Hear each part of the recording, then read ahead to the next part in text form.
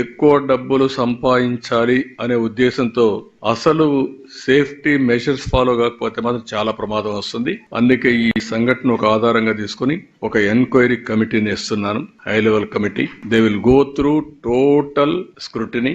ఈ ఇండస్ట్రీలో ఏమేం జరిగింది, ఏమేమి ల్యాప్సెస్ ఉన్నాయి. ఈ రోజు నేను చూశాను ఇండస్ట్రీలో ఉండే అవకతవకలు కూడా, వాళ్ళకుండే ఇబ్బందులు కూడా.